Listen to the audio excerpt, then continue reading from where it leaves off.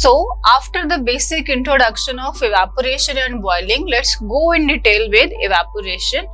Factors affecting evaporation, ऐसे factors जिनसे evaporation affect होता है, कैसे कैसे ये प्रोसीड करता है, किन किन फैक्टर्स के साथ. तो first of all, the rate of evaporation increases with an increase of surface area. As we discussed earlier कि इवेपोरेशन कैसा प्रोसेस है, सरफेस फिनोमेनन है.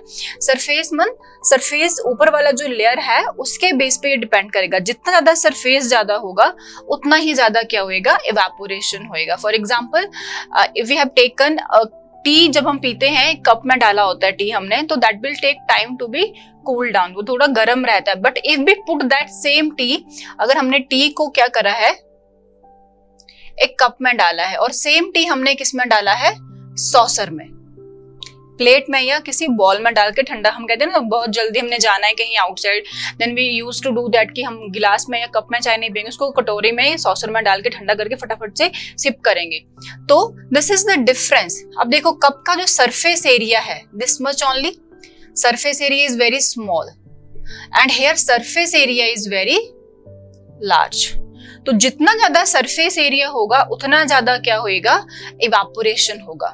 इवेपोरेशन होगा मतलब वो जल्दी ठंडा हो जाएगा, क्योंकि वाटर के जो वेपर्स हैं, लिक्विड है, वो क्या करेगा, इवेपोरेट होना शुरू होएगा. जल्दी ज्यादा होएगा तो ये जल्दी कूल होएगा. This is also called as कि why we use to, question will be coming like that, why we used to sip, it is why it is happen ki the tea in the cup is very hot as compared to when we used to drink it with the help of saucer.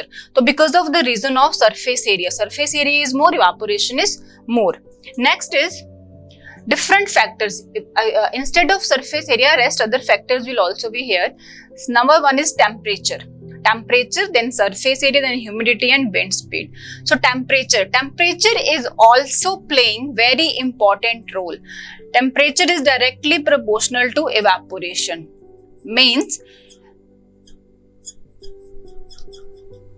It means temperature जितना ज्यादा होगा उतना ज्यादा evaporation होगा. Obvious जितना ज्यादा heat मिलेगा किसी चीज को इवेपोरेट होने को, काइनेटिक एनर्जी ज्यादा मिलेगा उसको. और काइनेटिक एनर्जी कैसे मिलेगा ज्यादा, बिकॉज ऑफ मोर टेम्परेचर.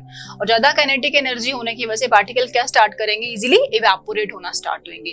तो temperature is directly proportional to evaporation. Same is the case of surface area.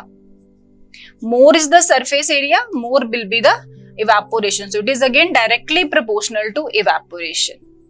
अगर evaporation बढ़ेगा तो surface area ज्यादा होगा, अगर surface area ज्यादा है तो evaporation बढ़ेगा. Both are equal. एक के बढ़ने से दूसरा भी बढ़ेगा. Another one is humidity. अब जो humidity है हमारे पास, it is playing adverse role on evaporation. Fine. Humidity जो है वो क्या रोल प्ले करेगी, adverse. Humidity is inversely proportional to evaporation. 1 humidity means inversely proportional to evaporation. अगर इवेपोरेशन बढ़ रहा है तो उसका अपोजिट होएगा, ह्यूमिडिटी विल बी लेस. और ह्यूमिडिटी ज्यादा है तो इवेपोरेशन का रेट क्या रहेगा, कम रहेगा. Because we know that. अब देखो यहाँ पे क्या हो रहा है, जब हम किसी चीज को इवेपोरेट करवा रहे हैं, कोई चीज इवेपोरेट हो रहा है, तो उसमें से जो पार्टिकल हैं वो अपर एटमोस्फेयर में जा रहे हैं. इसके चारों ओर सराउंडिंग में क्या है, पार्टिकल्स हैं. अगर इसके चारों ओर पार्टिकल्स हैं तो ये क्या है, इवेपोरेशन है. बट अगर ऑलरेडी इसके चारों ओर ह्यूमिडिटी रहेगा, पार्टिकल ह्यूमिडिटी क्या है, मॉइस्चर इन द सराउंडिंग. जितना भी हमारे चारों ओर क्या है, मॉइस्चर है, पार्टिकल्स रहेंगे, वो हमारा ह्यूमिडिटी होता है, ह्यूमिड एरिया होएगा. ठीक है. तो अगर इवेपोरेशन कॉज करता है कूलिंग, क्यों, क्योंकि पार्टिकल क्या कर रहे हैं, इवेपोरेट होके अपर एटमोस्फेयर में जा रहे हैं. बट ऑलरेडी पार्टिकल्स को जाने का सरफेस नहीं होएगा, स्पेस नहीं होएगा. क्यों, क्योंकि ऑलरेडी वहां पे क्या है, ह्यूमिडिटी के पार्टिकल्स हैं, तो ये पार्टिकल इजिली एस्केप नहीं हो पाएंगे. इसी वजह से ह्यूमिडिटी क्या रोल प्ले करेगी, एडवर्स रोल.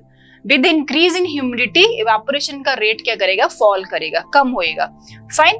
बिकॉज जहां जहां पार्टिकल ने मूव करना है वहां पे ऑलरेडी ह्यूमिडिटी है, ऑलरेडी पार्टिकल्स हैं, तो वो इजिली इवेपोरेशन नहीं होने देते, तो रेट जो है वो स्लो डाउन हो जाता है. Next is wind speed.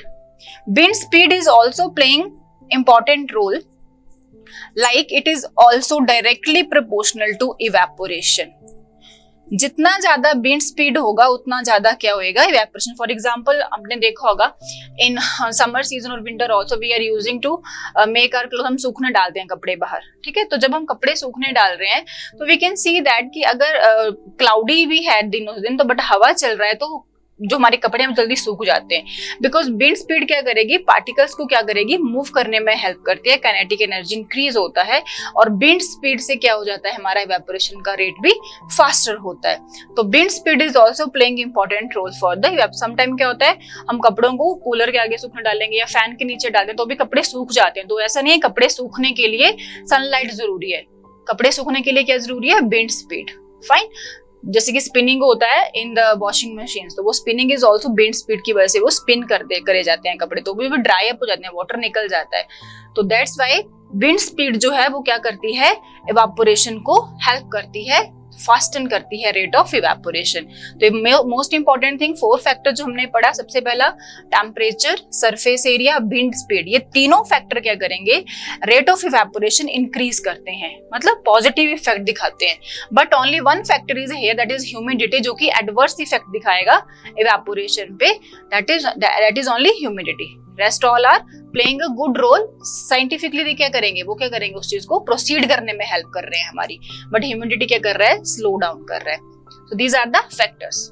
As we discussed with the help of example and हमने पिक्चर्स में देखा जो हमने करा, उसी को हम थ्योरेटिकली भी डिस्कस करने वाले हैं कि क्या हो रहा है। With the increase of temperature more number of particle get enough kinetic energy to go to into vapour state. यही हमने बोला कि temperature is directly proportional to evaporation. जितना ज्यादा टेम्परेचर होगा उतने ज्यादा ही जो पार्टिकल्स हैं वो काइनेटिक एनर्जी एग्जिबिट करेंगे, और उस काइनेटिक एनर्जी के साथ वो क्या करेंगे, इजिली वेपर स्टेट में जाएंगे।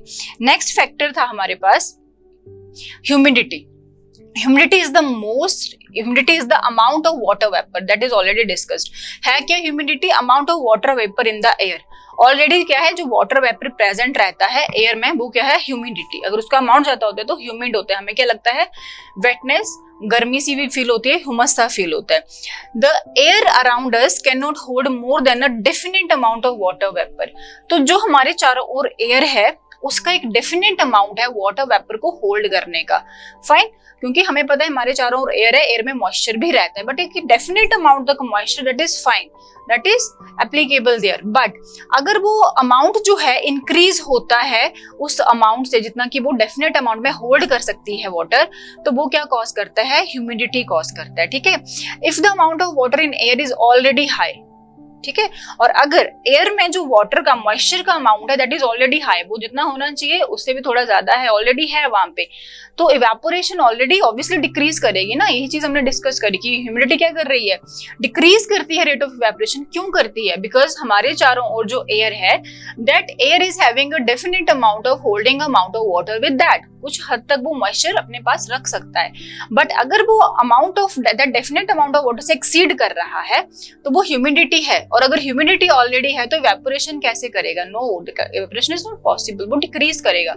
ऑलरेडी क्या है, पार्टिकल्स हैं, और इवेपोरेशन का भी क्या काम है, पार्टिकल को क्या करना, इवेपोरेट करना, अपर एटमॉस्फेयर में भेजना। पार्टिकल क्या करते हैं, तब मूव करके अपर एटमॉस्फेयर में जाते हैं। बट ऑलरेडी है तो एयर जो है उस चीज को अपने साथ नहीं, क्योंकि एयर के साथ ही तो पार्टिकल मूव करेंगे ना अपर एटमॉस्फेयर में। बट अगर ऑलरेडी है तो that is unable to proceed the rate of evaporation. तो इस वजह से जब ह्यूमिडिटी होगा सराउंडिंग में तो rate of evaporation will definitely decreases. Fine.